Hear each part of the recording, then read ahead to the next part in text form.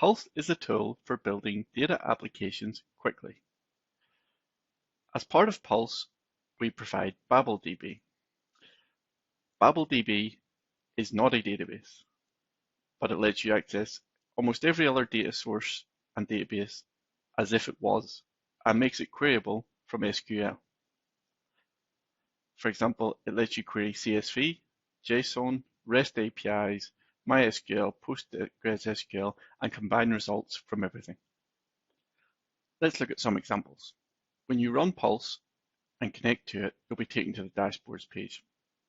For these examples, we want to look at the SQL editor. You can see straight away I have an HTTP URL for a Binance API, and if I put it in the browser, you can see that it's symbols and price. If I go back to the SQL editor and I press Control and Enter to run the line, you can see that it is downloaded as a table.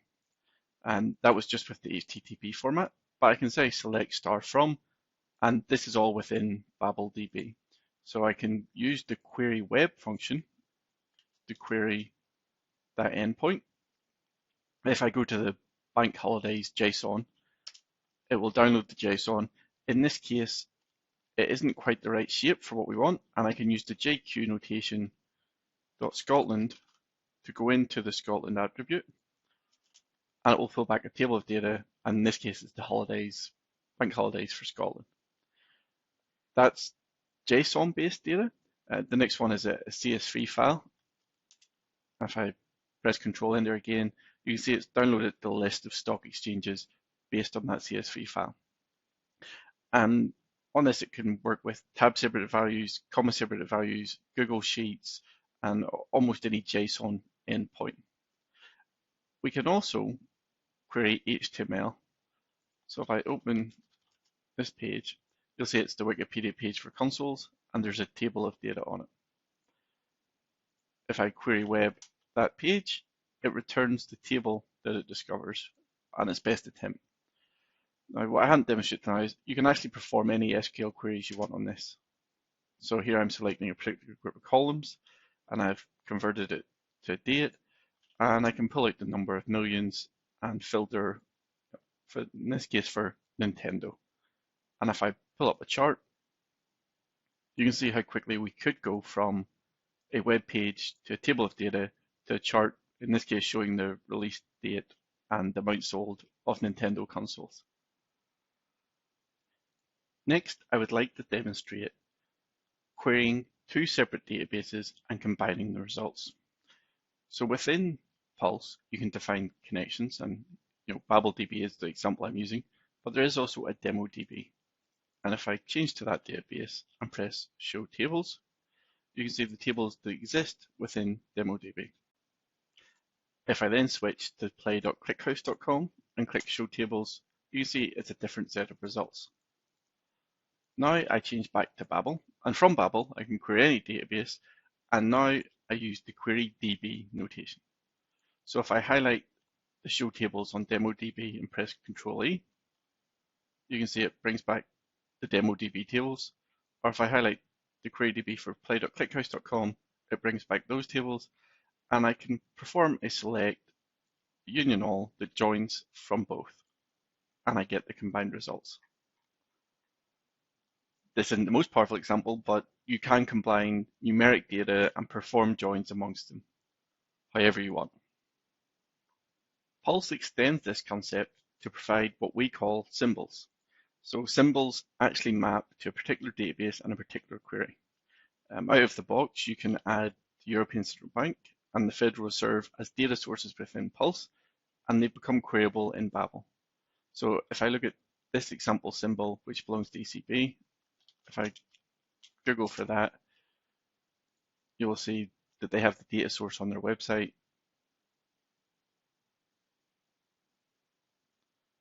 And I can pull back that same data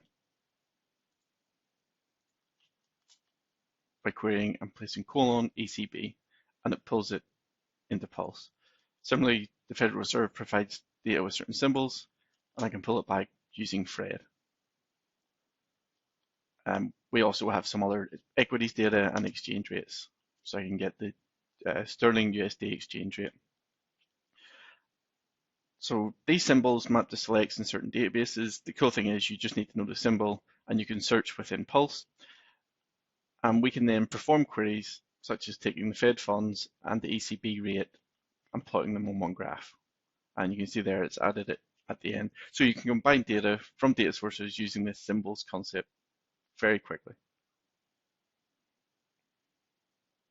The ability to use SQL against these queries is really powerful. So if we start with just the Fed funds rate, we can then add on, if I expand it by saying, let's add a column case when date is greater than or equal to 2017, then 1.16 else null end and as plot. I've made a mistake in my query. Select start date column, but you can see that I've added the bought line to show when I may have bought that fund or rate. And you can add on to this. Here I'm adding a little marker point, or further down you can add any form of notation you want. So I've looked at what we're calling the bad times when interest rates are high, and adding a sold line. So Pulse has certain conventions that if you add certain columns, it adds them into the graph. And you can see how quickly, by specifying this SQL against almost any data source, we can add that notation.